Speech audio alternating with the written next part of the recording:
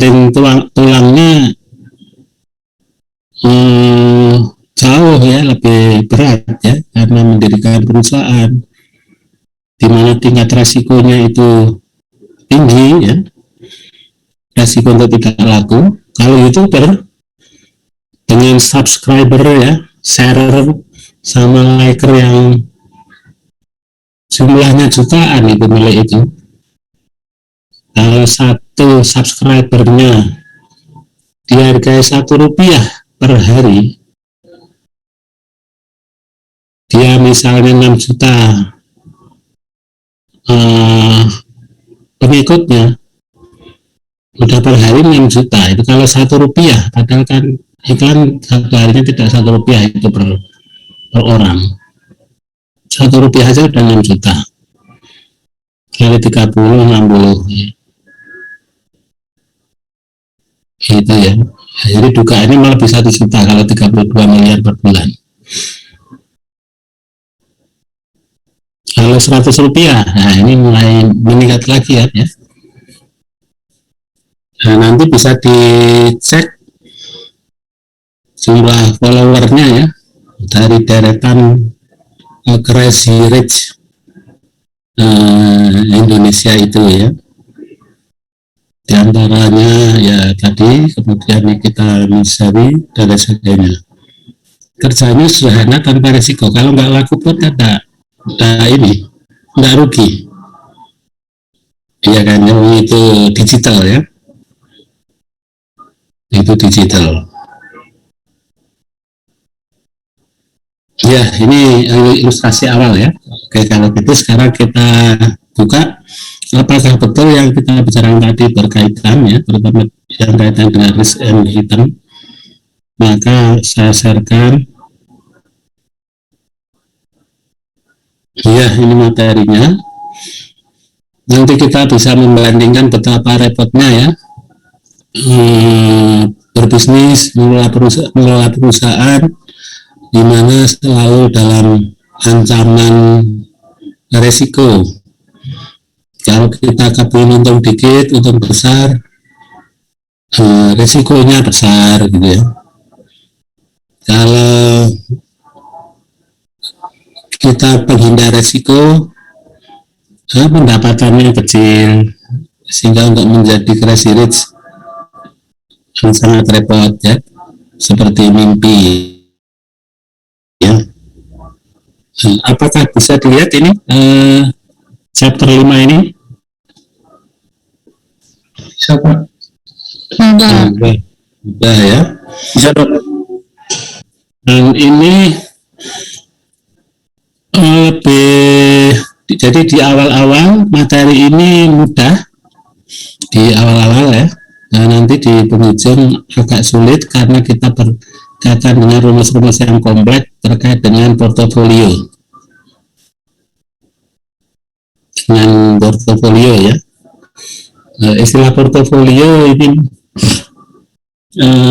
menjadi terminologi yang sangat populer. Malah seolah orang yang berbisnis yang mencoba menghindari portofolio itu bisa dianggap ketinggalan zaman ya. Nah, apa itu portofolio? Yaitu meletakkan pilihan investasinya tidak hanya pada satu objek, tidak hanya pada satu objek bisnis, tapi beberapa objek. Dengan contoh yang sangat klasik ya, sejak saya kuliah, contoh klasiknya sama, yaitu yang bunyinya jangan menaruh semua telur ke dalam satu keranjang ya. Don't put your eggs in only one basket. Ya, tentunya contoh tadi sangat inspiratif karena mudah sekali kita cerna. Biasanya kalau telur itu kaitannya dengan risiko pecah gitu ya. Jalannya di satu keranjang pecah, langsung kabeh ya, buyar. Sehingga ditindaklanjuti istilah tadi oleh orang-orang pelosok dengan kekagetannya apabila telur itu pecah, kaget curek endok misalnya gitu ya, uangnya telur hancur ya. Ya akhirnya pembahasan tentang risk and return ini dari ruang-ruang akademik sampai ke pebisnis lokal yang tidak mengenyam mata kuliah manajemen keuangan pun mengetahui ya, secara informal.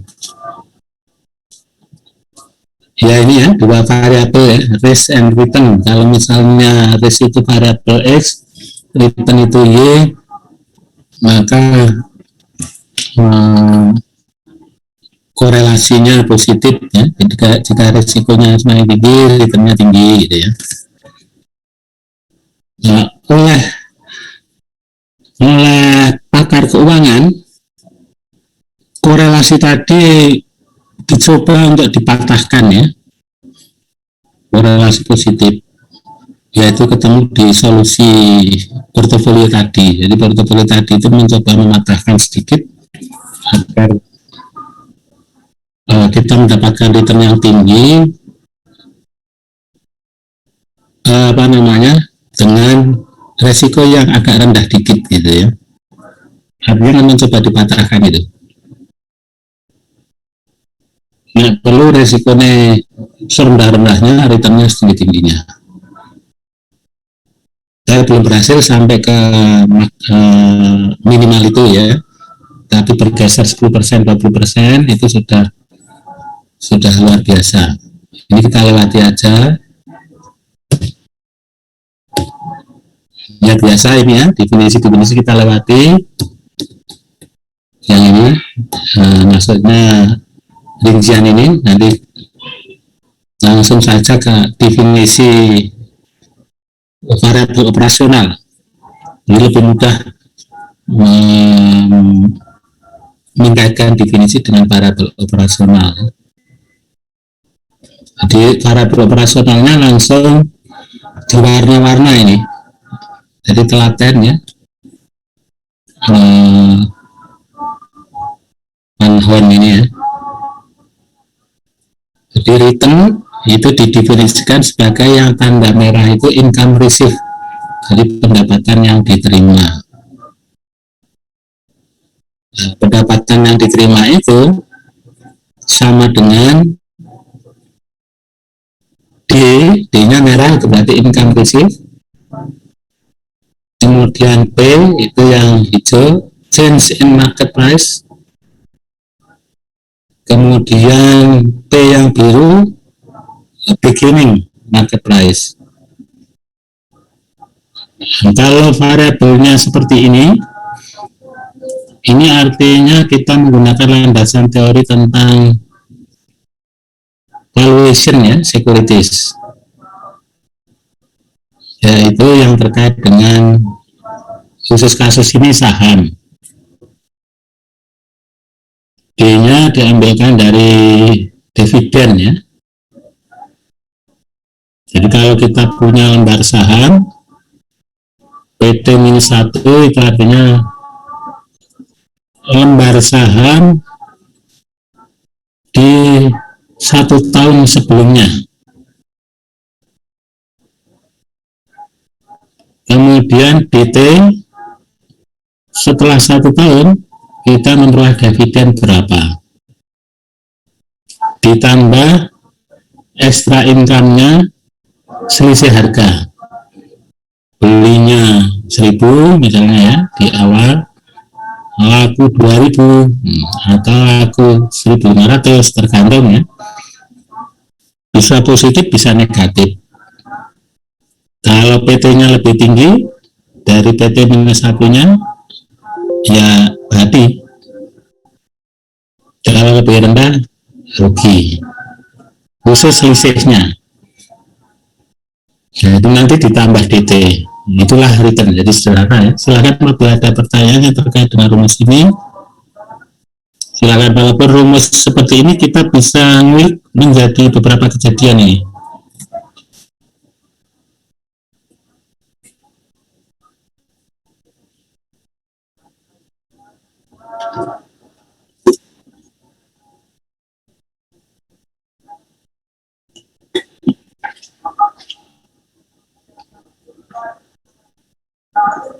Ya, kalau tidak ada pertanyaan, saya lewati. Sewaktu-waktu kalau ingin ditanyakan,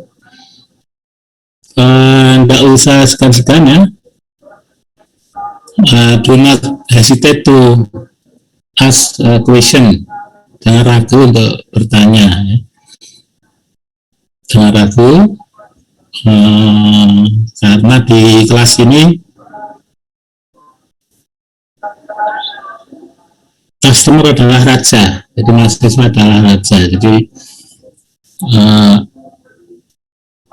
saat kapanpun bertanya di saat jam kuliah ini, tidak ada istilah memotong atau apa yang tidak baik, enggak ya. Jadi bisa menghentikan sewaktu-waktu. Kalau istilah kendaraan itu kereta api ya, jadi kendaraan yang paling istimewa, apa yang ngalah ya. Nah, demikian juga ya, customer mahasiswa itu utama, dosen mengalah. Kalau sedang bertanya ya saya harus berhenti. Ya kalau kita ngulik kejadian di sekitar kita tentang saham, hampir 80%-an di setiap harinya kalau kita buka aplikasi di internet ya, banyak sekali yang jual beli ya, memanfaatkan PT minus 1 dan hampir tidak begitu mengharapkan DT. Artinya tidak begitu mengharapkan DT, itu tidak sabar ya, menunggu 1 tahun. 1 tahun yang dimaksud yaitu saat pembagian saham. Bisa itu yang pertama. Yang kemudian kedua, bagi yang ingin tetap mendapatkan saham dividen, walaupun dia bermain short time, harian atau apa, tapi kemungkinan dilayaninya atau kemungkinan mendapatkannya itu rendah, yaitu menjelang DT ya, yaitu menjelang pembagian saham dia mencoba beli, supaya nanti ketika dia memiliki ada pembagian dividen dia dapat. Tapi kemungkinannya kecil karena biasanya orang yang sudah megang itu ada 2 kemungkinan, dia tetap menunggu dulu pembagian dividen. Yang kedua, dia akan melepas ya, merilis dengan harga yang tentunya tinggi ya, dan lain sebagainya. Jadi kalau kita lihat, demikian pula ketika awal pembagian dividen, ketika orang sudah rame-rame merasakan dividennya, kemudian sahamnya akan dijual, sama ya nanti kejadiannya. Kalau jualnya terlalu tinggi nggak laku ya, karena dividennya sudah dimakan istilahnya ya. Dividennya sudah dimakan, sahamnya dilepas istilahnya itu ya. Bahasa kasarnya gitu. Ya, itu umumnya yang mau membayar lepehannya ya dengan harga yang murah ya, dan lain sebagainya. Ini rumus ini sangat sederhana dan mudah diingat ya. Lanjut, langsung diberikan contoh di sana ada. Ini silakan dicek.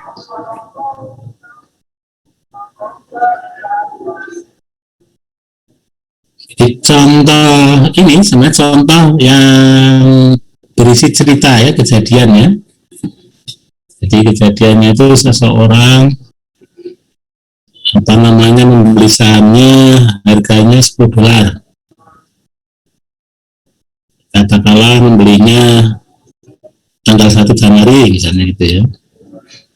Nah kemudian Desember dijual, katakanlah pembagian sahamnya Desember. Nah, tergantung tahun ininya ya, tahun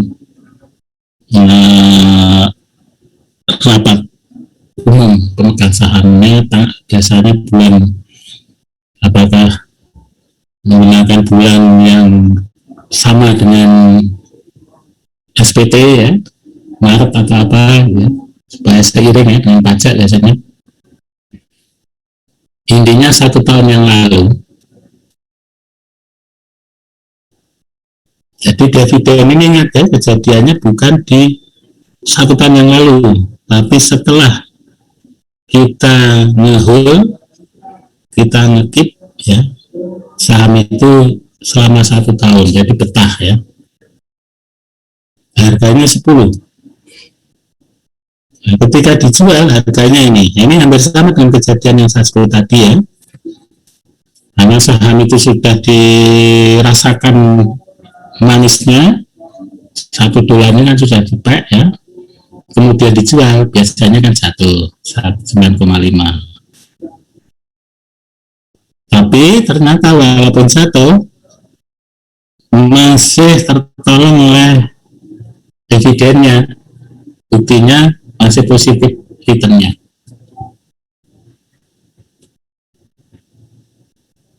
Nah di sini returnnya adalah 5%. Untuk mengulik ini, saya akan ajukan pertanyaan. Salah nggak masalah ya untuk menjawabnya. 5% ini menurut Anda, bagi yang mengatakan bagus, alasannya apa? Mengatakan jelek, alasannya apa? Atau netral, alasannya apa? Silahkan.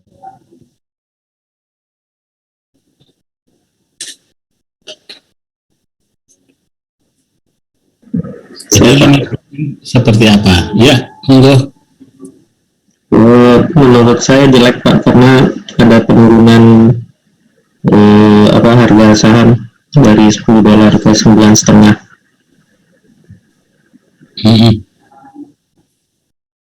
Iya. Ada lagi yang pendapat lain lagi? Silahkan. Saya Pak. Monggo Mbak Pratiwi. Saham A ini sangat bagus karena dividen 10% Pak. Walaupun harga sahamnya jatuh tahun ini, dia jadi cuma jatuh sekian persen, tapi dia berarti mungkin bisa lebih fluktuatif dengan dividen yang 10% ini tadi Pak. Iya. Iya, jadi grafiknya agak naik ya, artinya yang tadi pesimis ya, dalam arti nggak bagus 5%, tapi Mbak Pratiwi mengatakan bagus, bahkan bisa bukan 5%, 10% kalau dilihat dari besarnya dividen ya, karena 1 dibagi 10 kali 1%. Ada lagi yang lain? Silakan. Kalau menengah bisa nggak Pak? Jadi Mas Faiz ya. Iya Pak. Suaranya agak kecil nih. Oh ya Pak. Kalau menurut saya masih 50% Pak, karena kan grafik chart harga sebelumnya belum kelihatan ya. Jadi kita nggak bisa lihat tren dia itu pada beberapa tahun itu kondisinya lebih ke downtrend atau ke uptrend. Kalau semisal dia kondisi uptrend, berarti ini udah lumayan bagus 5%. Menurut saya gitu Pak. Iya. Ya, dari 3 variasi jawaban tadi ya, ini mewakili ya apabila Anda sering membuka aplikasi apa namanya, salah satunya aplikasi saham pemenang itu, di mana banyak sekali para analis yang mencoba membantu kita apabila kita bermain ya. Nanti ada 2 istilah ya, trading sama investment. Kalau jangka pendek namanya trading. Maksud saya, kalau kita cermati para analis itu variasi jawabannya hampir sama dengan variasi di kelas ini. Artinya bagi yang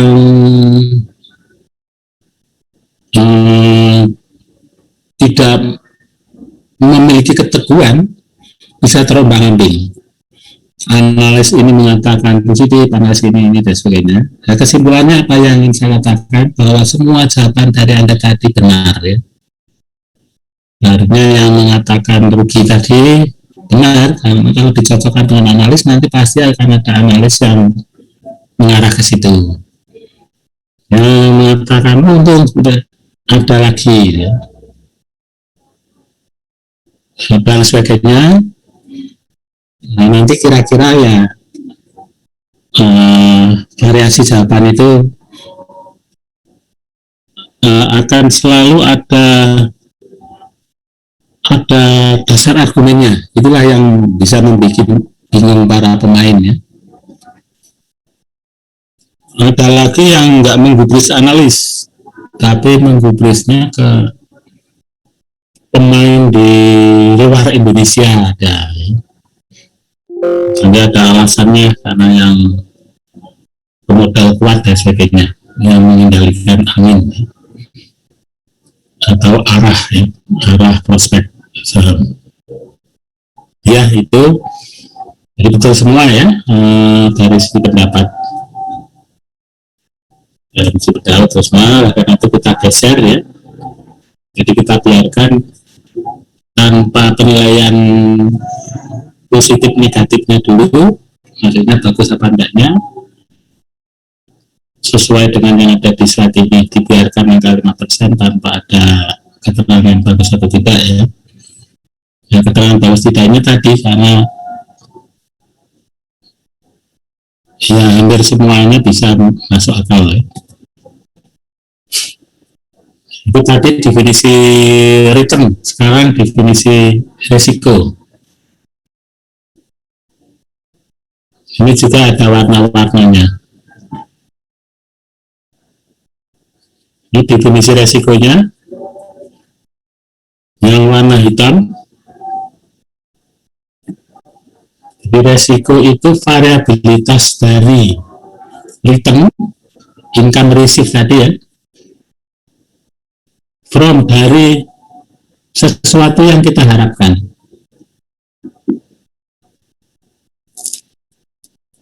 Jadi yang perlu kita pegang kata kunci variabilitas ya. Lawannya variabilitas itu konstanta ya. Jadi sesuatu yang berubah-ubah itu resiko ya. Gampangnya gitu.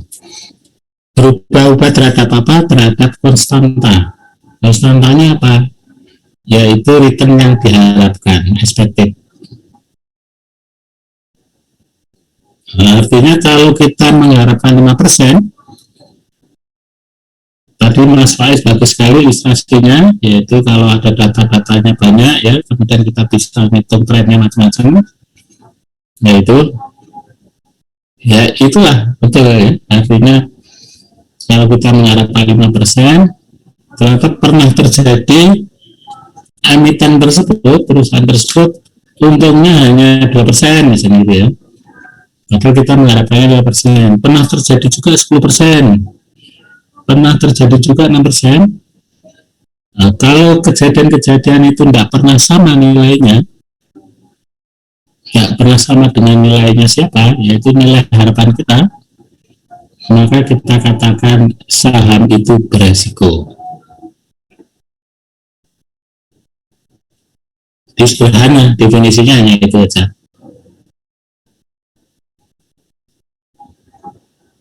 Kemudian yang di bawah ini pertanyaan-pertanyaan ya, untuk memunculkan expected-nya. Misalnya what rate of return do you expect? Jadi misalnya di tahun ini Anda mengharapkan kalau punya saham itu untungnya berapa persen? Tujuannya nanti selalu bisa dibandingkan apakah beresiko atau tidak. Kemudian yang hijau ini datanya, what rate will you actually earn? Aktualnya ya, data aktual. Di harapannya 5%, kenyataannya berapa? Begitu kenyataannya di bawah, berarti apa namanya Anda overestimate ya, over expected. Yang diharapkan 5% ternyata nyatanya 2%. Atau malah yang bagus underestimate 5%, ternyata ada surprise 10% tentunya.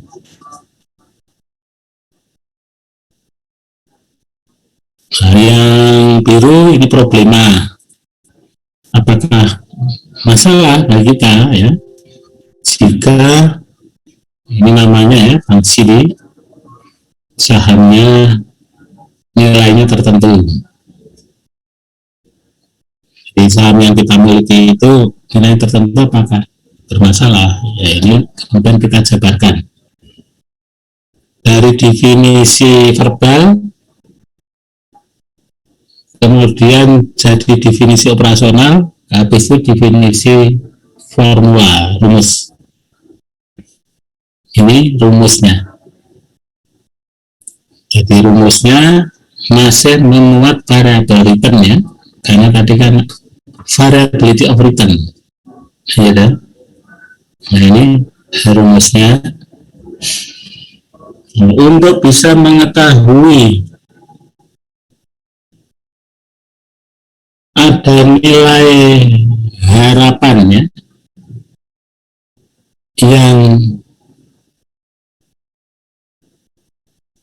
yang objektif ya. Jadi kalau ini nilai harapan yang objektif, kalau yang pertanyaan tadi harapan yang subjektif, ya harapan Anda berapa gitu ya. Wah, 20% itu subjektif. Nah, kalau yang di sini objektif. Objektif itu harus berdasarkan data objektif.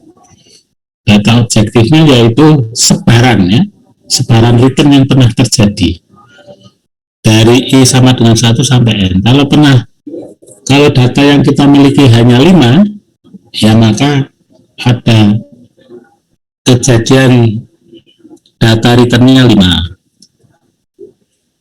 Kalau 100. Nah, secara statistik nanti yang bagus yang di atas 30-an lah ya, 30 data minimal. Jangan satu data atau dua data terlalu kecil ya. Di standar statistik yang sangat simpel biasanya N30. N30 itu bagaimana ngambilnya kalau dari bursa saham Indonesia? Kalau 30-nya pakai tahunan terlalu lama. Jarang ada perusahaan yang jumlahnya banyak, usianya 30 tahunan ya. Ya caranya dipecah ya. Kalau data harian kan yang sudah go public bahkan tidak harian itu, menitan ya, jam-jaman ya. Nah, itu lebih dari 30. Nah, terus bagaimana dividennya? Ya kalau kejadiannya di tengah-tengah bulan yang bukan masanya pembagian dividen, ya nggak ada pasti dividennya. Hanya bermain PT minus PT minus 1 ya kan? PT, P-nya besar, T-nya indeks ya, dikurangi P besar, dikurangi indeks T minus 1. Jadi bermain dari jual beli aja hitungnya. Itu big data nantinya, malah kita kewalahan ya, kewalahan download datanya malah. Jadi tidak kekurangan data dalam hal ini. Kecuali kalau mau ideal harus 1 tahunan, ya minimal kalau 1 tahun berarti 30 tahun datanya. 30 tahun berarti kita harus mengulik ya tahun 2021 2020 lah sampai 1990 ya, kalau dia terdaftar ya, kalau enggak gagal lagi. Itu kira-kira ilustrasinya. Ya, bagaimana cara menggunakan rumus ini? Ya caranya ini contohnya.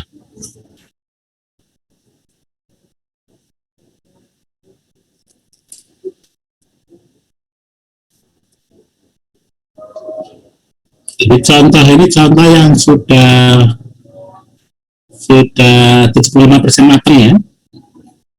75% matang itu artinya data awalnya sudah tersembunyi ya. Harus dicari di lampirannya kalau misalnya tugas besar ya. Karena tersembunyi maka ada banyak kemungkinan ya. Kemungkinannya misalnya ya, kalau datanya ada 100, maka saham yang kita miliki yaitu saham BW itu pernah 10 kali returnnya itu negatif 15%. Pernah 20 kali kejadiannya returnnya itu negatif 3%. Pernah 40 kali kejadian returnnya sama yaitu 9%. 9% bahwa kalau dihitung ada 40 kejadian, nggak harus urut ya kejadiannya dan seterusnya. Itu kalau datanya 100. Kalau datanya hanya 10, berarti pernah terjadi 1 kali returnnya minus 15% ya, minus 15% atau 0,15. Pernah 2 kali 3% ya minus. Pernah 1 kali untung gede, yaitu 33%. Dan seterusnya. Yaitu ini cara menjabarkan bagaimana data yang sudah 70% matang ini ditinjau lagi berdasarkan data mentahnya. Jadi nanti kalau Anda tesis terkait dengan ini, diharapkan nggak boleh langsung uji-uji ke sini, pasti akan ditanyakan penguji data mentahnya mana sehingga ini ketemu P-nya 10% ya. Itu probabilitas ya.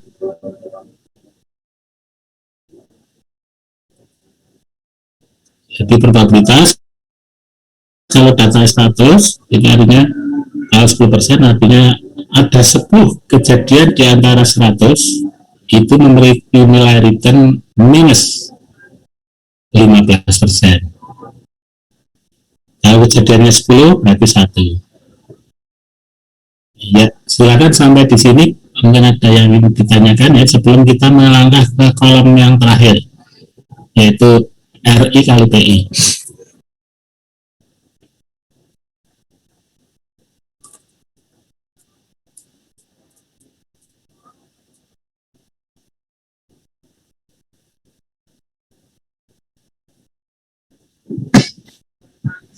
Boleh izin Pak Bambang tanya. Iya, silakan Pak Adin. Pak, ini perhitungan PI-nya itu dihitung harian atau seperti apa ya Pak? Untuk mengetahui itu 10 kali, apakah dalam 10 hari gitu Pak? Seperti apa itu? Iya. Terima kasih Pak. Iya Pak Adin. Ya, jadi 10 kali dari 100 atau 1 kali dari 10, karena ini tersembunyi ya, tidak ada data aslinya, maka banyak sekali kemungkinannya. Misalnya kalau bulanan, maka ada 10 kejadian di bulan-bulan tertentu yang nilai returnnya itu kalau dihitung itu minus 15%. Kalau jam-jaman ya ada 10 kejadian pada jam-jam tertentu di mana returnnya kalau dihitung minus 15%. Mudah-mudahan jelas ya Pak Asin ya. Pak. Ya, biasanya untuk stok itu harian ya Pak ya, biasanya kalau di bebas sih sebenarnya ya. Bebas artinya kita mengambil titik-titiknya dari mana, bebas ya. Jadi nanti kalau misalnya tugas saham ada data yang banyak, asal kita konsisten ya, konsisten. Artinya kalau mau harian ya harian aja, jam-jam saja, mau bulanan, dengan catatan kita harus mensimulasikan seolah kita melakukan itu. Maksudnya melakukan itu misalnya seandainya saya punya saham, saya akan hold selama 1 bulan, yaitu beli tanggal 1, nanti tanggal 30 saya jual, misalnya gitu. Atau saya akan ngekip selama 1 tahun sampai ada dividen. Ya seperti kasus di pasar itu ya, jadi harus sesuai dengan yang kita lakukan. Ya, ketika 1 bulan, maka perincian tabel data yang diambil ya yang 1 bulan itu, jangan terpengaruh ke yang harian misalnya gitu.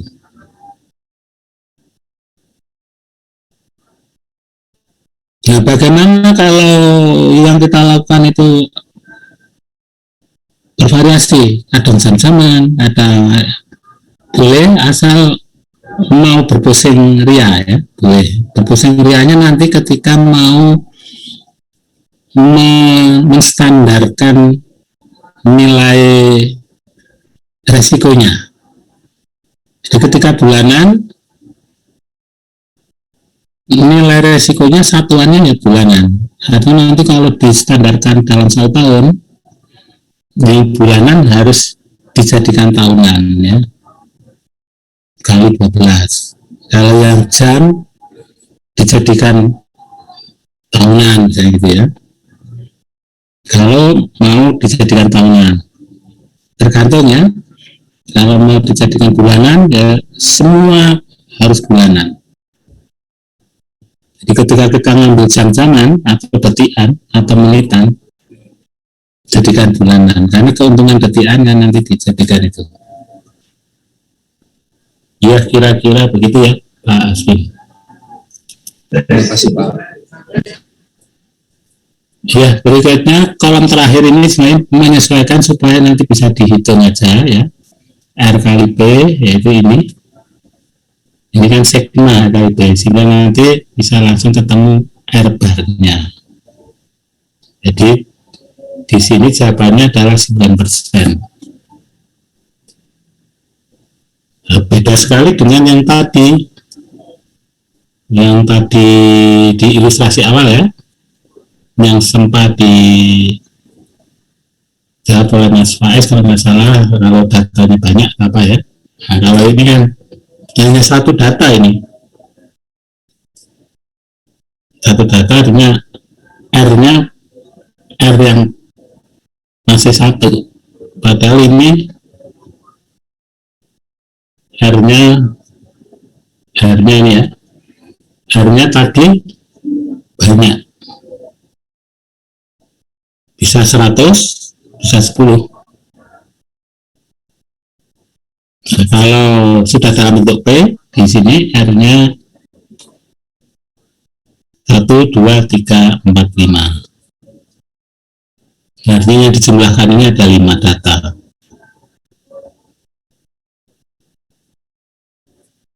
Karena satuannya sudah persentase, tidak perlu dibagi lagi. Jadi rumusnya ikuti ini persis. 9%. Nah, ini nanti tergantung. Jadi inilah expected return yang objektif. Sedangkan kalau yang ditanyakan ini, yang mana ini ya, yang merah, what rate of return do you expect? Jadi yang Anda harapkan itu bisa jadi tidak sama dengan ini. Jadi nanti khusus di materi manajemen keuangan ini harus disatukan ya antara harapan pribadi dengan harapan yang objektif, harapan subjektif dengan harapan objektif. Jadi kita tidak melayani yang harapan subjektif ya. Harapan subjektif itu sifatnya opini, pendapat, atau cita-cita atau keinginan ya. Sedangkan yang objektif, harapan berdasarkan sebaran data. Berdasarkan sebaran datanya ini, yaitu 9%.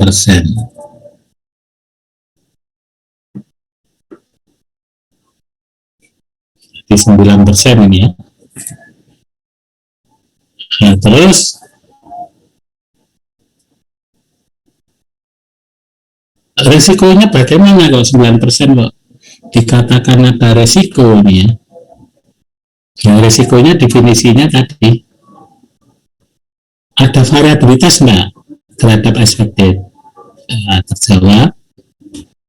Harapan 9% ini berada di tengah-tengah ya variabilitas ini. Jadi variabilitas itu keanekaragamannya ya. Ternyata tidak hanya 9% untung itu, bisa jadi 21%, bisa jadi 33%. Itulah definisi resiko ya, selalu pakai bisa jadi, mungkin gitu ya, karena kan ada variabilitas dengan angka kemungkinan yang sudah disebutkan di sini, yang di sebelah tengah ini ya. Jadi kalau rugi 15%, kemungkinannya 10%. Kalau untung 33%, kemungkinannya 10%. Kalau kita sudah tahu expected 10%, baru kayak pertanyaan berikutnya, jadi tetap beli saham itu apa enggak gitu ya. Kalau kita takut terjadi yang minus 15%, ya jangan bermain saham. Misalnya, wah nggak berani saya ini, ada kejadian 15% ya minusnya. Ya langsung aja berpindah ke bisnis lain. Kecuali kalau ya nggak apa-apa minus 15%. Toh expected-nya, objektif expected return-nya masih 9% misalnya gitu ya.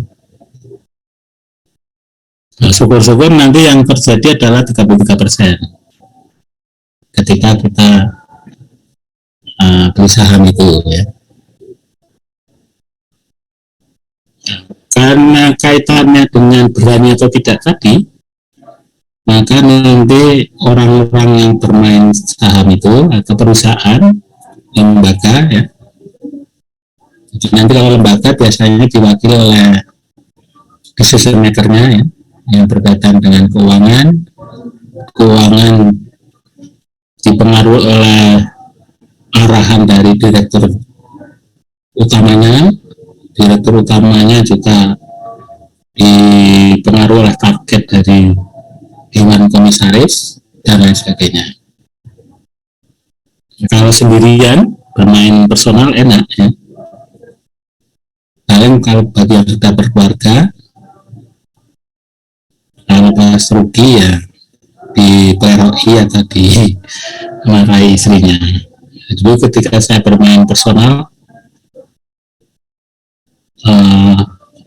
saya hanya menggunakan tidak lebih dari gaji pokok ya. Jadi kecil ya, lebih tidak berani ya, dan besar ya. Ya seperti itu 9% ya. Jadi di sini ada resiko.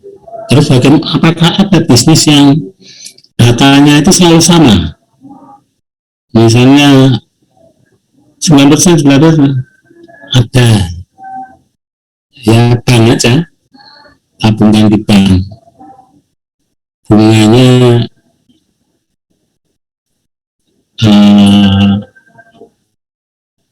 sesuai deposito, biasanya deposito kan tetap ya, perjanjiannya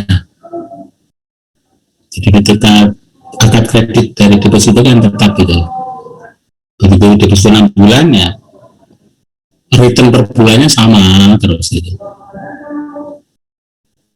Ya kira-kira itu. Jadi kalau tidak berani bermain resiko, artinya tidak berani berhadapan dengan variabilitas, ya carilah yang konstan. Kira-kira seperti itu. Atau justru menjadi entrepreneurnya. Nah, entrepreneurnya contoh yang di pasar-pasar itu ya, yang entrepreneur itu yang menetapkan itu. Returnnya segini 50% ya. Maka 50% terus dapatnya. Artinya kalau diambil datanya, 100 kejadian data, ya angka returnnya sama terus 50%, 50%, 50%, 50%. Itu kalau kita tulis nanti ya angkanya akan sama. Jadi 50% R kali P-nya terus sama ya, 50% R sama ya. Iya, kira-kira gitu. Nah, tadi itu contoh tentang definisi resikonya. Maksudnya definisi resikonya itu artinya bahwa itu ada resiko ya, tadi itu begitu ada variabilitas artinya kita berhadapan dengan resiko. Sedangkan di slide ini sudah mengarah ke ukurannya, misalnya tadi ya 9% itu sebagai return yang beresiko karena apa? Karena ada variabilitas yang selain 9% minus ini ya. Terus biasanya pertanyaan lantas berapa nilai resikonya? Nah ini berapa, ini pakainya ini risk measure ini. Jadi risk measure-nya menggunakan sigma. Biarnya lama langsung aja ke contoh. Nilainya ini. Jadi ukuran resiko yaitu sigma. Contohnya sama ya tadi ya, tetap stoknya BW ya, yaitu R bar-nya 9% beresiko, kemudian ketika kita lanjutkan, ya berapa resikonya, maka terjawab ini resikonya. Jadi returnnya, expected returnnya 9% dengan nilai resiko 13,15%. Pertanyaannya adalah resiko ini bagus apa enggak? Artinya mengkhawatirkan atau tidak bagi kita? Atau justru menggembirakan atau tidak bagi kita? Silakan bagi yang mau berkomentar. 13,15% ya.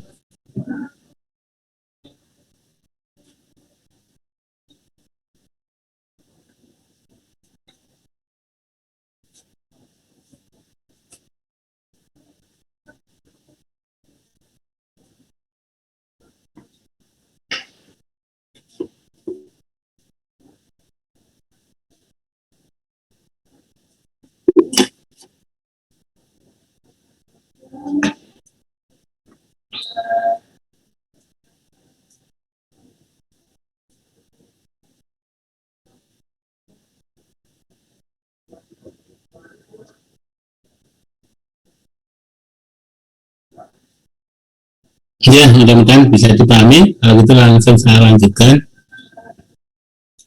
Ini nanti mengenai bagus atau tidaknya harus dikaitkan dengan lingkungan bisnis ya. Jadi kalau data ini kita bagi ke dalam lingkungan bisnis, tidak diberikan ya di materi ini, cuma dari buku-buku lain ya, artinya tambahan ya, tambahan wacana ya, dari saya. Kalau dibagi menjadi 3, itu artinya untuk data di sebelah atas 9%, ya, di sebelah atasnya expected return. Kalau dalam distribusi normal, maka di sebelah kirinya yang 9%, itu namanya lingkungan bisnisnya, itu lingkungan bisnis yang apa namanya,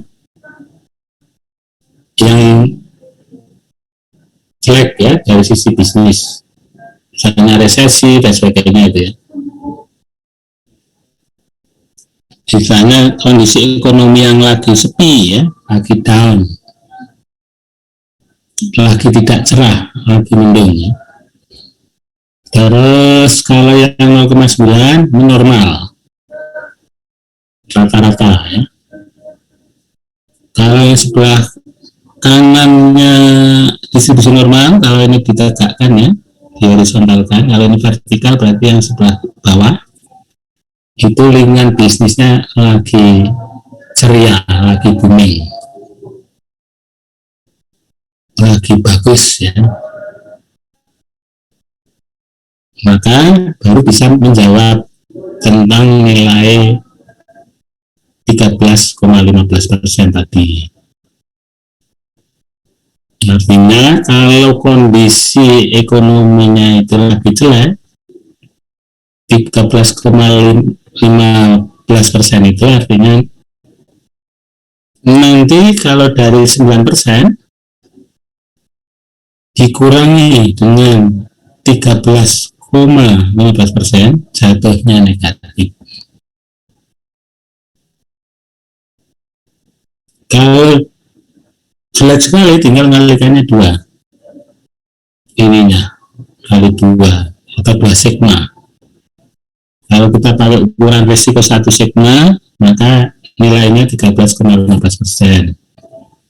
Kalau pakai 2 sigma, 26,3%. Jadi kalau 2 sigma itu ekonominya buruk sekali. Kalau 3 sigma, super buruk udah, ya hampir stagnan atau mengkhawatirkan sekali itulah. Pak, izin bertanya Pak. Silakan Mbak Muti. Ya, itu 0,9 tadi kita jadikan acuannya itu mean apa median ya Pak? Rata-rata. Oh iya. Min. Iya, sama-sama. Iya, itu ya. Tapi kalau kondisi ekonominya bagus, kita bakal bisa untung. Karena apa? 9% nanti ditambah 13,5%. Wow, sangat bagus sekali. Ya, contoh bisnis YouTuber itu ya. Sangat bagus sekali itu, para subscriber itu menongkrong tiap hari, nge-like terus gitu ya. Wah, itu nanti kan jumlah page view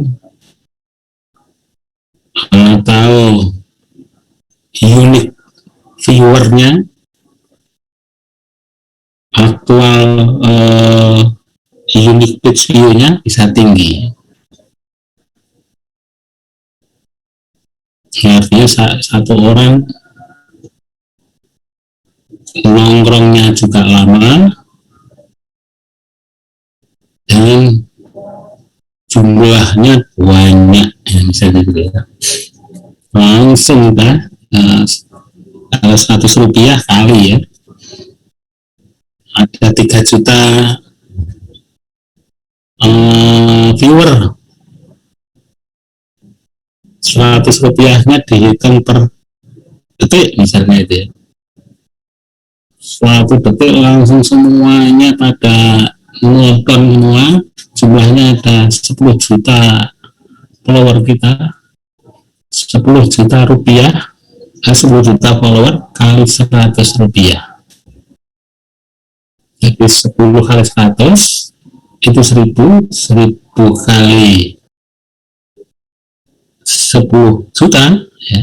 Atau kalau followernya kita ada 6 juta, kayak punya di kita itu berapa, 6 jutaan ya, 6 juta kali 1000 sudah 6M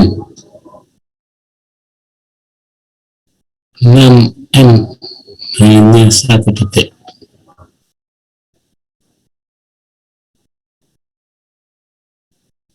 Iya, iya. Kemudian tidak per detiknya segitu, karena nanti ada rumusnya biasanya ya. Jadi ada rumus page view ini ya. Di page view itu ada dua kemungkinan, yang unik sama yang tidak. Kalau yang tidak unik itu satu orang berkunjung berkali-kali. Satu orang berkunjung berkali-kali, kalau hitungannya unique page view itu langsung di delete, hanya satu dot yang dihitung, dan seterusnya ya. Ya pinter-pinternya yang yang punya iklan supaya tidak terbebani terlalu berat. Iya gitu. Ya, saya sebutkan tadi page view karena kaitannya dengan bisnis ini. Itu rumus yang pertama ya, risk measure yang pertama. Yang kedua, rumus risk measure yang kedua namanya COV, coefficient of variance. Nah, latar belakang kemunculan rumus yang kedua tentunya dari sisi ketajaman ya, ketajaman untuk menganalisisnya, visual analisisnya.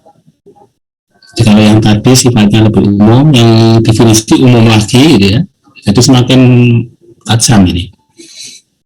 Rumusnya sangat sederhana Pak. Ya, tidak ada perhitungan yang jelimet ya, jadi cuma sigma dibagi R bar. Kalau dihitung tadi miliknya stok BW, angkanya jadi 1,46.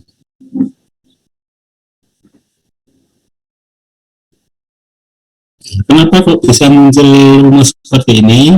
Ya, untuk mengakomodasi beberapa kemungkinan kejadian di perusahaan ya. Jadi ada perusahaan yang segmennya sama, tapi R bar-nya beda. Ini kalau kita mau portofolio nanti ya. R bar-nya ada yang tinggi sekali, ada yang rendah. Kemungkinan yang berikutnya, ada perusahaan yang R bar-nya sama, tapi segmennya beda. Perusahaan A segmennya sama 9%, perusahaan B segmennya sama 9% misalnya, maksudnya R bar-nya sama ya 9%, tapi segmennya berbeda. Kemungkinan yang ketiga, berbeda dua-duanya, segmennya beda, R bar-nya beda gitu ya. Misalnya lagi nanti ada beberapa kemungkinan kalau kita mau portofolio, yaitu membeli saham lebih dari satu emiten ya, bisa ada kejadian yang nilai sigmanya, nilai resikonya sama, yang berbeda R bar-nya. Kemungkinan yang kedua, R bar-nya sama, sigmanya berbeda. Yang ketiga, dua-duanya berbeda. Nah, pertanyaannya, kalau Anda melihat nilai-nilai itu di saham, lebih mana, lebih disukai yang mana di antara tiga kemungkinan tadi ya? Apakah sigma dan R bar-nya berbeda, atau yang segmennya sama tapi R bar-nya berbeda, atau yang R bar-nya sama tapi segmennya berbeda? Nah, silahkan bagi yang berkomentar monggo ya.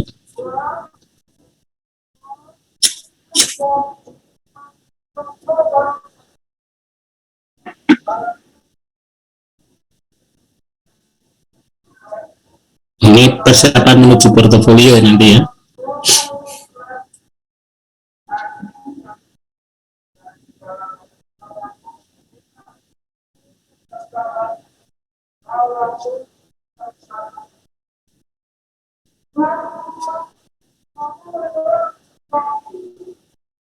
Iya, kalau tidak ada komen juga tidak masalah ya. Asal direnungkan nanti, diingat-ingat ya, karena di buku tidak diulik seperti itu ya. Saya aja ngulik sendiri itu ya, ada kemungkinan-kemungkinan gitu. Ya, Pak Kunjung ya.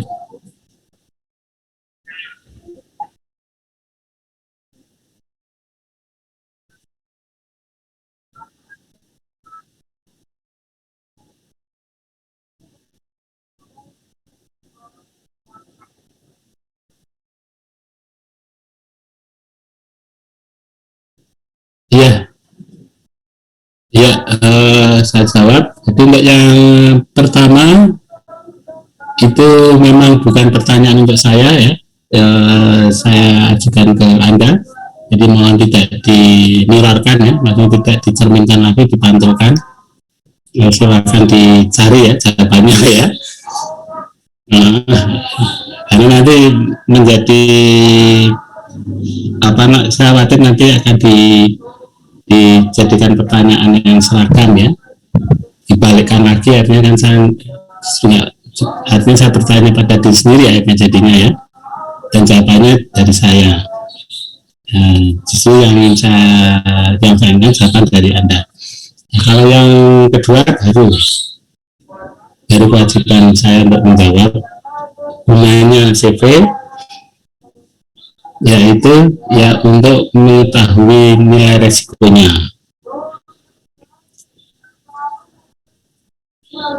untuk mengetahui nilai resikonya yaitu mendapatkan angka ini namanya. Tinggal arti angkanya ya kan ya, arti angkanya itu yang saya tanyakan nanti ya. Kalau angkanya semakin besar itu bagus nggak bagi Anda? Kalau angkanya semakin mengecil, bagus nggak? Ini kalau semakin mengecil, ini semakin di bawah 1 ya. Misalnya sigmanya melebihi dari R-nya. Ya. Kalau di sini sigmanya lebih besar ya dari R-nya. Dan bisa jadi nanti sigmanya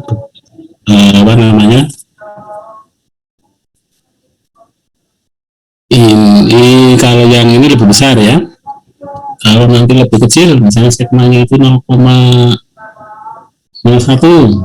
yang otomatis di bawah 1.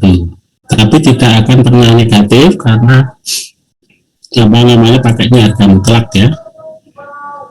Jadi harga mutlak,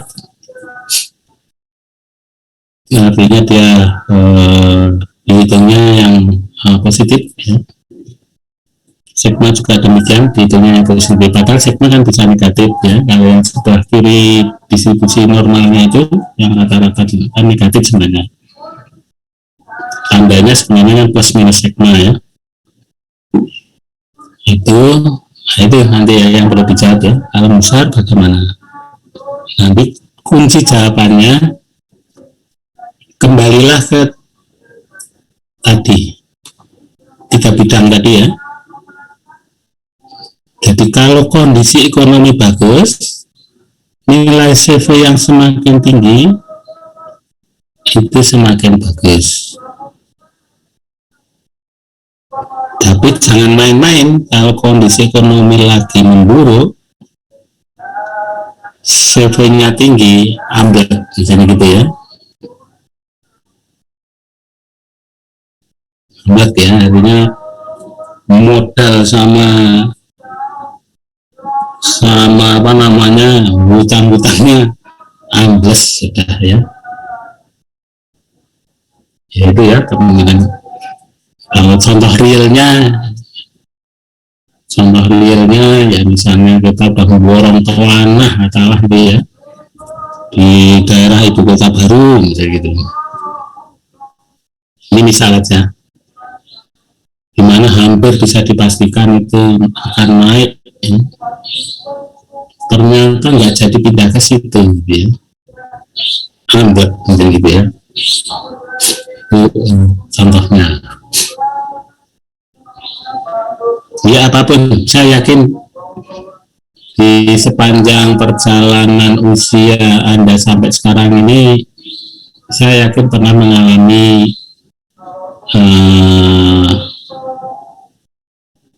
ya mungkin ada beberapa kejadian yang seperti itu ya. Jadi sudah diharapkan setelah mau beli mobil atau apa ya, nanti harganya terjangkau misalnya ya, dengan tabungannya ternyata kok naik harga mobilnya dibandingkan nilai tabungannya. Itu juga termasuk kasus tentang nilai harapannya itu berada di atas dari aktual datanya. Jadi jawaban saya sebenarnya menggunakan acuan ini dan menggunakan acuan ini ya. What rate will you actually earn? Jadi artinya kalau kita mengharapkan 9%, kemudian ternyata terjadinya minus, itu artinya kondisi ekonominya negatif. Jadi kita harapkannya 9%, yang merahnya kan harusnya yang objektif ini nanti ya. Jadi kita tidak menggunakan definisi yang subjektif ya, jadi untuk kesepakatan ke depannya nanti.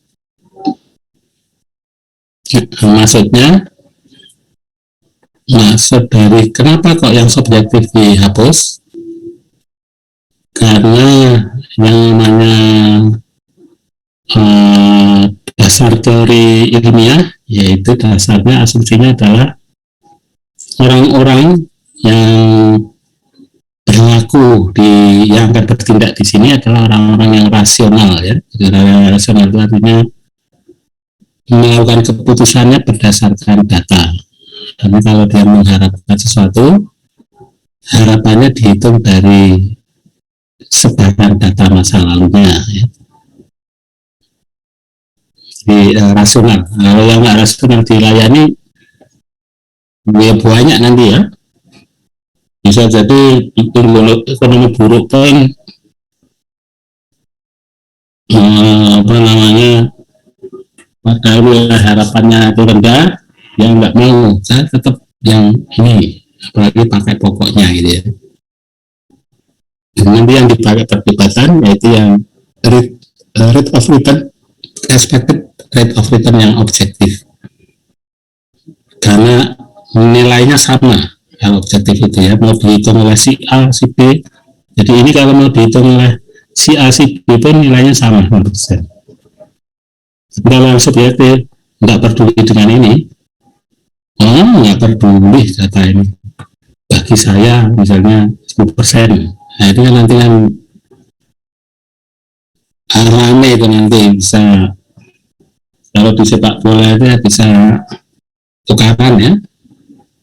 Kalau di podium bisa nyirami lawan pembicara itu dengan secangkir teh panas, misalnya gitu ya. Jadi enggak itu kita nanti.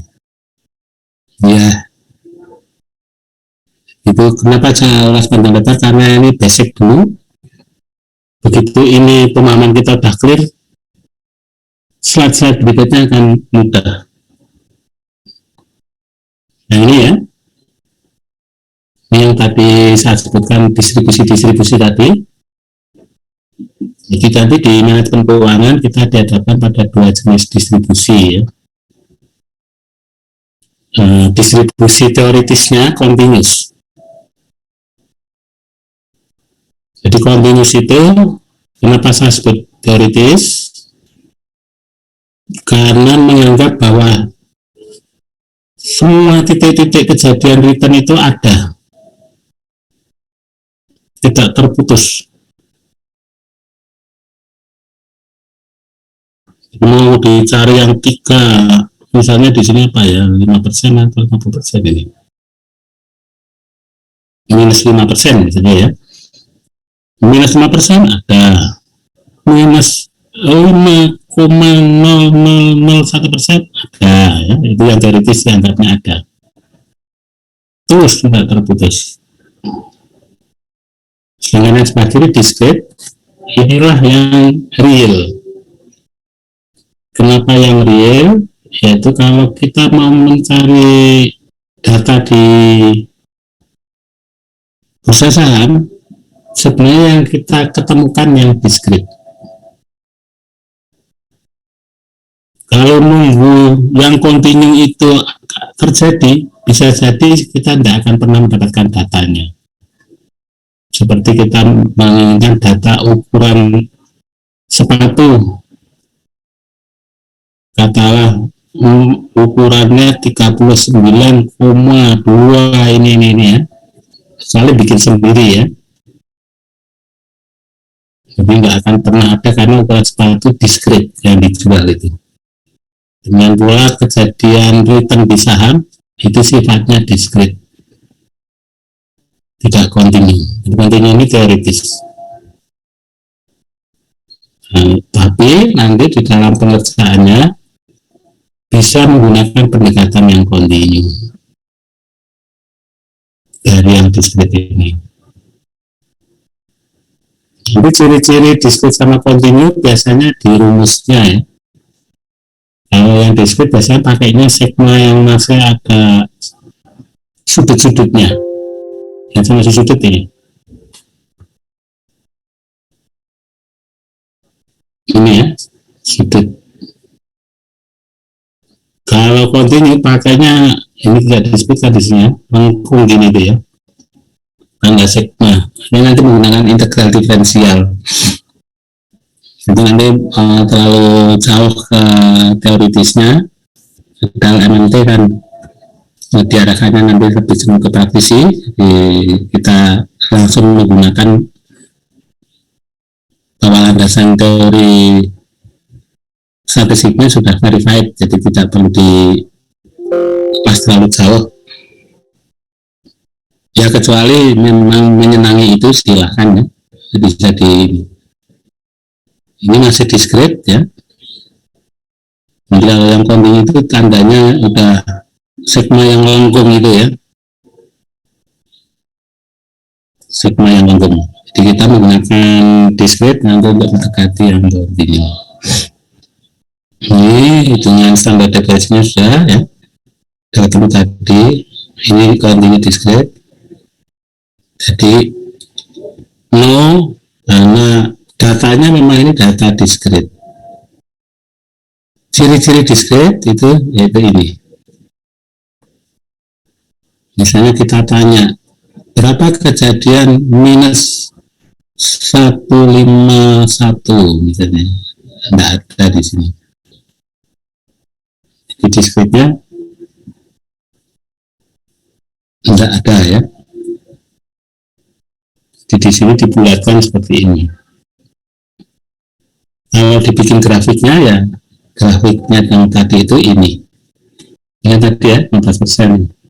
Artinya yang lubang-lubang ini tidak kita temukan di bursanya. Hasil hitungannya tidak ada di sini. Cuma nanti untuk untuk pengambilan keputusan dan sebagainya didekatinya dengan kontinu. Jadi seolah-olah akan ada data yang ada di sebelah sela-selanya ini dengan cara langsung dibikin garis histogramnya. Kontinus ya. Nah ini yang saya maksud. Jadi kalau kontinus pakainya lembut gini, tidak ada sudutnya, tidak patah nih. Kalau discrete yang ini. Jadi kalau kontinus warnanya merah yang ini. Kalau discrete yang hitam ini.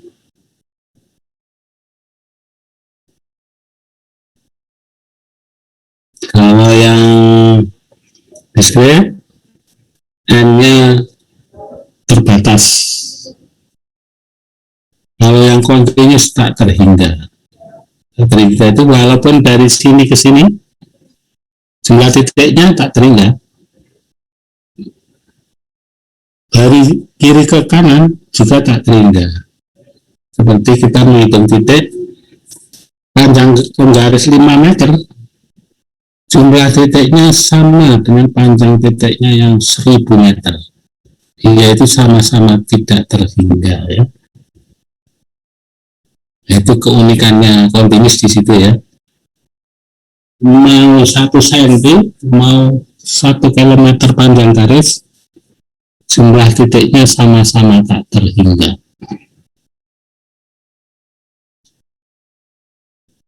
Iya, itu ya, jadi keunikan matematika di situ. Itu artinya kalau ini dikaitkan dengan bulan puasa ya, sama-sama kekayaannya hanya 1 juta, maksudnya yang satu 1 juta, yang satu ATA itu triliunan. Itu kalau kita bisa bersyukur sama-sama tak terhingganya itu. Ya misal itu ya, malah jadinya membahas tentang ini ya, ke arah situ. Kembali lagi tadi ke titik aja ya, dikait-kaitkan dengan yang lain lah. Baiklah, kalau ada pertanyaan sebelum kita lanjutkan ke latihan ini ya. Ini maksudnya latihan yang ada pekerjaannya di site ya. Nah, untuk Anda latihannya langsung ke saham ya, nyari data saham.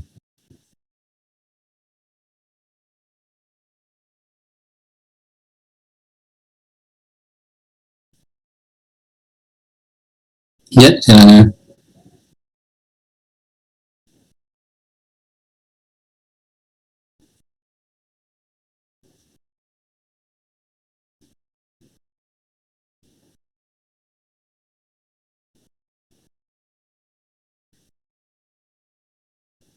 Iya, ditarik garis saja itu. Ditarik garis, jadi nanti kalau perhitungan manualnya menggunakan yang sigma yang masih tanda siku. Tapi kalau nanti perhitungannya menggunakan Excel, karena kalau continue Excel lebih mampu ya, pakai Excel. Kalau yang manual nanti ikuti yang siku tadi. Siku itu yang ini ya, jadi bisa diicir satu persatu. Ini yang discrete ini. Kalau yang continue sudah nggak bisa ini, kita harus rapat ini mas. Misalnya dari minus 0,15 ini terus diicir terus minus 0, minus titik 1500001 minus titik 15000 berkurang nolnya lagi 1 0 minus titik 1500002. Wah, jumlahnya 2 ya masih tarik ke bawah ini. Iya kan? Ampun kita. Belum lagi informasi tentang P-nya. Nyarinya di mana itu ya? Di sana belum tentu ada data yang itu. Ya itu maksudnya. Jadi cukup mengerjakannya ya. Kalau disuruh bikin grafik, terutama discrete-nya itu, kalau mau dikontinuikan tinggal dihubungkan. Nah, jadi kalau pengerjaan manualnya pakai yang discrete, kalau dengan Excel bisa menghitung nilai sigmanya. Ini kalau kita lacak di Google, rumus sigmanya rumus matematik yang rumit ya nanti ya di sininya. Ya itu. Untuk distribusi normal itu bisa di searching Pak ya. Distribusi normalnya rumus ini sigmanya angkanya seperti apa itu ketemu itu nanti. Tapi jadinya kita menjadi scientist ini nanti ya, padahal kan mau kita pakai untuk keputusan manajemen keuangan. Artinya hal itu dibolehkan untuk dipelajari sendiri. Kira-kira gitu ya jawaban saya. Nah, ini rumus-rumusnya yang ini ya. Nah, langsung kita mengikuti yang ini aja. Jadi ini artinya apa? Ini artinya, jadi nanti ya, Nanti kalau untuk tugas latihan, silakan Anda fokus ke LQ45 ya, saham LQ45. Nanti bisa di searching. LQ45 itu emitennya siapa aja sih, nama-namanya, apakah di sana ada saham Nipupet atau apa dan sebagainya, itu ada ya, jadi kelompok LQ45. Nah, kemudian carilah datanya. Dari misalnya untuk latihan cari 10 data. Tentunya 10 data itu nggak langsung angkanya ini, Mas. Jadi ini kita diuntungkan oleh slide ini. Jadi kita diuntungkan oleh slide ini ya, artinya oleh Bapak, yaitu apa namanya, Gregory ya, atau Van Horn ya, kalau yang jadi rujukan kita. Nanti kalau di ujian jarang saya kasih yang langsung ini, Mas, yang apa namanya, langsung data sudah jadi. Ini termasuk data sudah jadi. Yang dimaksud sudah jadi itu apa? Ini 9,6% itu kan asal usulnya menggunakan hitungannya, menggunakan hitungan ini.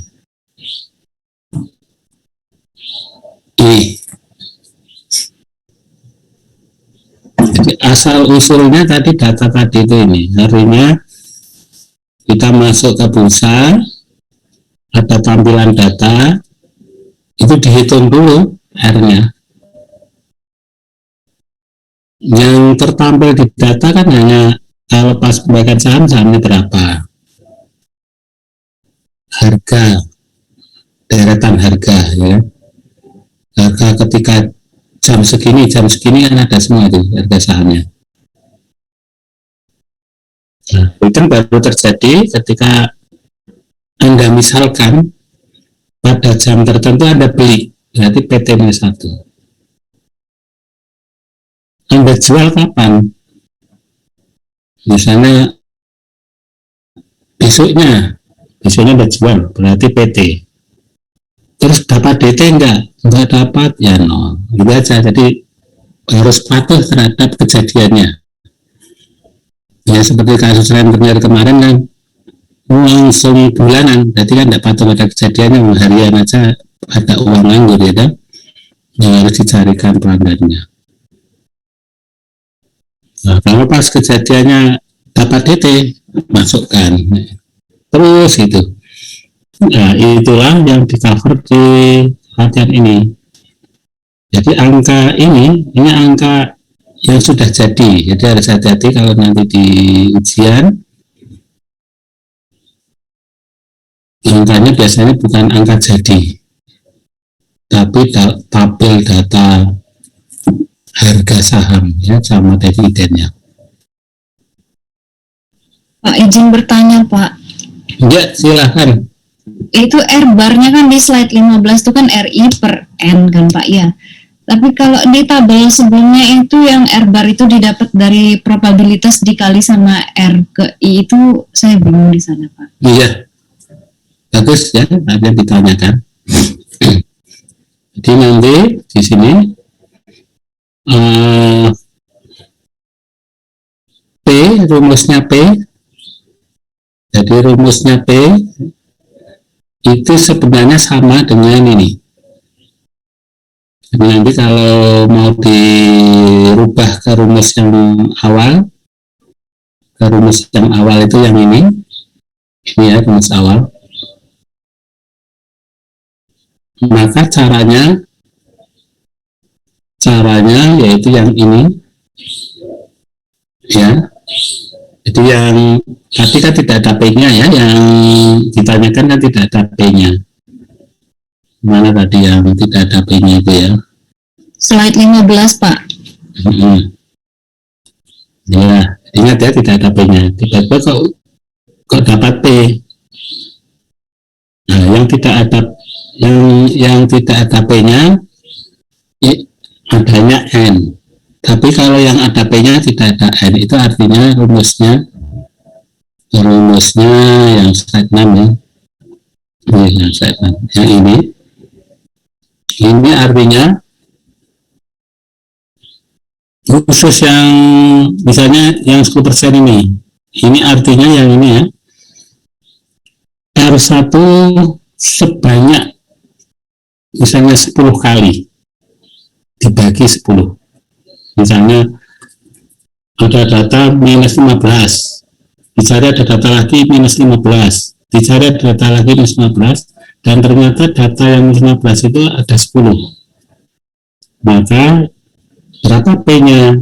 Jadi P-nya sama dengan R per N, yaitu minus 15 tambah minus 15 tambah minus 15 sebanyak 10 kali dibagi 10. Itulah rumus R per N itu sama aja dengan R kali P.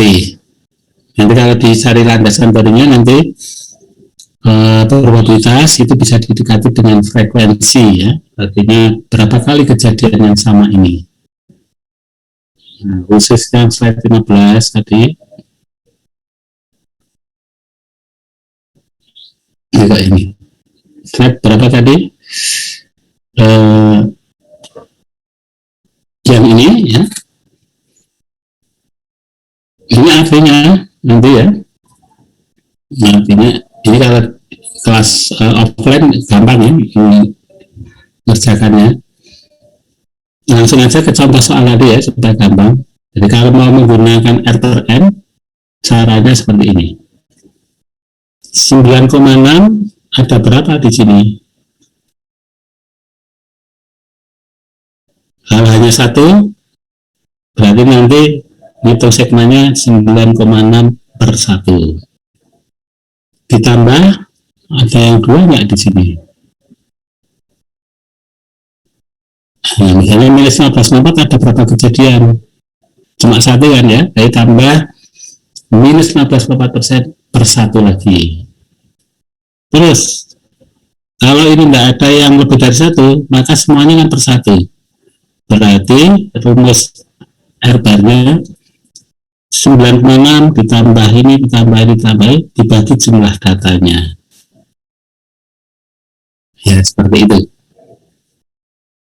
Di rumus yang pertama menggunakan frekuensi. Artinya langsung diakumulasi untuk kejadian yang sama nilainya, dikelompokkan menjadi satu dan dihitung frekuensinya. Jadi misalnya frekuensinya itu tadi ya, frekuensinya berapa tadi ya, ini 10 ya tadi ya, ini ya. Jadi 10% itu artinya kalau dilihat dari frekuensi akan ada 10 kejadian, akan ada satu kejadian di antara 10 kejadian itu nilainya minus 15%. Kalau jumlah kejadiannya 100, maka nilai frekuensinya akan ada data kejadian minus 15% 10 kali kejadiannya di antara 100 data. Ya itu ya kalau pakai frekuensi. Kalau tidak kepingin ribet, nggak perlu pakai yang P. Jadi kalau tidak kepingin ribet, pakainya yang tadi ya, yang rumus ini. Jadi boleh menggunakan rumus yang ini ya tadi ya. Yang tidak pakai, yang ini pakai ya, yang tidak pakai yang 16 awal tadi ya, yang ini 15. Ini tidak pakai ribet, langsung jumlahkan aja ya datanya, terus dibagi datanya ada berapa. Ribetnya bagaimana nanti? Kalau datanya ada 100, maka Anda membuat baris dan kolomnya, barisnya pasti ada 100 data ke bawah diijir. Kemudian dijumlahkan, dibagi jumlah datanya. Ya, itu ya. Jadi ya, supaya kita bisa bayangkan langsung saja ini jawabannya seperti apa ini ya. Jawabannya ini. Yaitu jawabannya dijumlah satu persatu pakai kalkulator ya. 9,6 ini ya, 9,6 enter. Kalkulator kita kan bisa nyimpen ya storage-nya itu ya. Terus 15,4% enter. Pokoknya seluruh data di enter. Di enter. Terus ini ya, di enter sampai habis. Kemudian kalau di sini tekan statistik. Tapi kalau misalnya mau dihitung manual, hasil penjumlahannya dibagi 10 observation. Ketemunya ini 9% untuk ekspektifnya. Kalau untuk standar deviasinya ini sudah menggunakan pendekatan kontinu. Kalau menggunakan pendekatan kontinu 13,32%. Ya. This can be much quicker than calculating by hand. Kalau kita hitung dengan tangan, cepat ya dengan ini. Tapi dengan ini, itu masih dianggap slower daripada menggunakan spreadsheet. Jadi nanti ada 3 metode ya, pakai tangan, pakai kalkulator, dan pakai Excel. Hasilnya itu. Ini ya hasilnya. 13,32%, lalu yang tadi berapa? 13,15. Ya, jadi tujuan dari slide-slide ini sebenarnya masih sepele ya, masih untuk menghitung apa namanya R bar sama sigma. Nilai CV-nya kan belum dihitung. Nah, itu nanti harus dihitung. Nilai CV-nya harus dihitung. Sudah.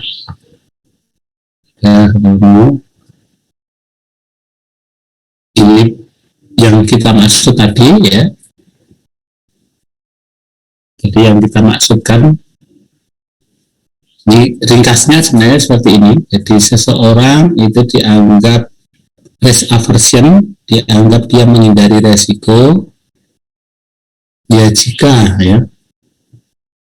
jika nilai dari yang diharapkan tadi itu besarnya melebihi dari kepastian yang dia inginkan. Jadi Anda menginginkan kepastian. Misalnya kepastiannya itu dapat 10%. Tapi ternyata nilai kepastiannya berada di zona yang sebelah atas kalau tabel ya. Kalau di zona sebelah kiri ya, di sebelah bawah ya, sorry ya, dari tabel. Artinya kemungkinan dari kejadiannya sebenarnya pada situasi yang zona yang kurang baik, tapi Anda menginginkan kepastian yang baik sehingga tidak mau ya beli saham itu. Itu risk aversion atau disebut sebagai orang yang menghindari resiko. Nah, contohnya tadi ya, jadi kalau kita takut bangkrut, padahal berbisnis itu ada kemungkinan bangkrut, nah kita nggak mau. Maka ya jangan berbisnis. Jadilah misalnya yang sudah pasti untung. Ya pegawai negeri atau apa ya kayak saya ya, risk aversion. Ya pencirinya tadi ketika bermain saham hanya berani gaji pokok ya. Kalau yang merah itu penjamin di risk preference, lumayan mungkin gaji 1 tahun atau gaji berapa tahun ditaruh gitu ya di saham. Jadi tingkat kepastiannya itu melebihi dari expected value-nya. Karena di data ini misalnya, di data ini ya, kok ada angka 33% kemungkinan untungnya, walaupun apa namanya tingkat kepastian sepertinya yang Anda inginkan ini 9%-an misalnya, Anda berani ya. Jadi di sini mana tadi ya,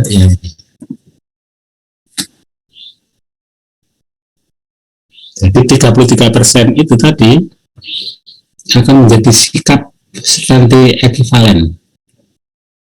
Sedangkan expected value-nya 9%, ada strategi ekuivalen yang nilainya 33%. Langsung, tidak masalah ya. Tapi kalau yang risk aversion, misalnya kalau kita sakit ya di operasi ya, tingkat kemungkinan matinya kecil pokoknya. Di antara 1.000 orang kalau di operasi katakanlah mandul mati misalnya ya, ini di antara 1 juta orang mati, tetap kita nggak mau ya, nggak mau dioperasi itu, tapi risk aversion. Bahkan tidak dioperasi kesenggol dikit itu mati, nggak mau ya. Ya itulah ya, kalau risk aversion itu yang nilainya sama, artinya tidak ada perbedaan antara expected value dengan kepastiannya. Nah, nanti kasus yang di sini unik, karena waktunya sudah selesai, ini bisa ambil contoh kejadiannya lagi ya. Ini biasanya kasus judi untuk memastikan tingkat strategi ekuivalen sebenarnya kalau judi itu ya, supaya nanti kita bisa tahu tentang expected value-nya. Sayangnya waktu itu sudah mendekati habis ya. Kalau strategi ekuivalen itu berkaitan dengan kepastian dapat ya. Kalau expected value itu nilai harapan, artinya belum tentu terjadi ya. Jadi kalau tingkat kepastiannya misalnya kalau ini kasus yang ini judi ini ya, misalnya saja kalau yang keluar angka yang kita pilih ternyata keluar, kita nanti akan dapat 100.000. Begitu enggak langsung lenyap uang ini. Jadi ada tingkat apa namanya kepastian yang nol ya, berarti benar-benar akan lenyap nantinya. Ada tingkat kepastian yang di puncaknya memang benar-benar akan terjadi, kalau menang ya 100.000 dikasih, sementara expectednya ya rata-ratanya ya 50. Yang merah ini sama, ini termasuk yang pemberani risk preference, pemberani karena walaupun nanti ada kemungkinan ambil 100.000 tetap dia jalan ya, dan seterusnya masih kita lanjutkan lagi nantinya ya. Tapi khusus untuk minggu depan materi ini dihentikan dulu, masih separuh ini ya, dihentikan karena akan mendengarkan presentasi tugas ya, dari mahasiswa semuanya. Jadi demikian dari saya ya, rumus-rumus pokoknya. Nanti yang paling rumit di sesi kedua yang terkait dengan portofolio. Sebelum saya tutup, mungkin akan ada pertanyaan atau apa, monggo. Pak Bambang mau nanya Pak. Ya. Pak Bambang, tadi untuk yang rumus mencari return itu Pak, itu kan ada variabel dividen itu Pak, dividen sama difference nilai. Kalau misalkan dividennya itu dibagikan tiap tahun, berarti expected value differences-nya itu juga kita ngambil dalam periode 1 tahun itu juga Pak? Iya, jadi nanti harus menggunakan perumpamaan ya. Jadi perumpamaannya itu misalnya tugasnya katakanlah ambil data ya, data nilai saham ketika Anda melakukan jual beli saham sebanyak 10 kali kejadian misalnya gitu ya. Berarti nanti Anda harus tetapkan kapan Anda beli, kapan Anda jual. Jadi ketika beli dan jualnya ini ada 10 data, nah nanti dikaitkan dengan rumus. Ketika beli berapa, lama waktunya berapa ya. Misalnya kalau jam-jaman, misalnya beli 1 jam lalu dijual 1 jam kemudian, berarti harga pada waktu beli itu berapa, waktu jual berapa. Kemudian Anda rasakan apakah 1 jam dapat dividen, begitu enggak, DT-nya 0 dan seterusnya. Tapi kalau misalnya ngambil datanya dengan cara bahwa saya akan beli saham seperti orang pemegang saham yang jangka panjang, maka berarti saham yang kita beli itu selalu akan panjangnya 1 tahun. Yaitu ketika beli di awal berapa, kemudian setelah 1 tahun berhasil merasakan buah dividennya berapa, dan harga saat kita mendapatkan dividen itu jatuh berapa atau naik berapa. Nah, itu yang rumus ideal. Kalau rumus ideal itu biasanya tidak bisa dipakai untuk soal yang butuh data banyak. Jadi kalau data 10 aja butuh 10 tahun itu. Iya kan ya, kan 10 tahun kejadiannya harus berbeda kan. Tahun 2020 PT-1 sama PT-nya berapa DT-nya, kalau yang tahunan ya. Kalau 10 kejadian kan belum tentu perusahaan itu dia meluncurkan sahamnya sudah berusia 10 tahun. Banyak emiten-emiten baru. Itu kalau 10 mungkin masih bisa ya, kalau misalnya yang kita harapkan sesuai statistik 30 data minimal tahunan, bisa jadi nggak ada di websitenya, sulit kita nyarinya ya kan? Dan nanti harus berbasis data internet semua ini. Mau 10 aja belum tentu data pada tahun tertentu terpublish ya kan? Di internet itu terpublishnya di lembaran yang lain ya, kira-kira gitu jawaban saya. Nah, silakan nanti untuk latihan menggunakan soal yang tadi, cuma pakainya data real. Data real itu ya caranya buka di internet data saham 10 data, sehingga nanti kita bisa dapatkan nilai R ya. Tentunya tidak sama dengan contoh soalnya ya, tapi R yang hasil hitungan kita punya angka tertentu sehingga kita bisa menghitung R bar sama sigma. Kalau yang latihan tadi ya, silakan Mbak Dimitri. Iya, itu yang dipresentasiin minggu depan itu yang kita tugas kami review jurnal time value of money dulu kan ya Pak. Untuk yang perhitungan untuk penerapan di LQ45 ini. Oh bukan yang ini. Ini tidak dikumpulkan oleh yang ini, tidak dipresentasikan. Tapi untuk apa namanya latihan Karena pasti di UTS-nya akan yang dimunculkan yang materi belum ditugaskan. Iya dah, risk and return pasti muncul. Saya kira gitu ya. Ya silakan. Itu kalau di yang di WA saya lihat itu literatur kajian minimal 3 literatur jurnal internasional. Apa memang harus jurnal internasional atau bisa ada referensi yang lain itu Pak Bambang? Harus dari jurnal internasional karena itu dikaitkan dengan waktu 2 minggu itu. Jadi sebanding ya harga dengan kualitas jurnal yang mau diambil dengan lamanya waktu tugas. Ini sudah dipertimbangkan. Pak Bambang, dan nilainya sekarang ya sudah berkurang 1 minggu berarti ya.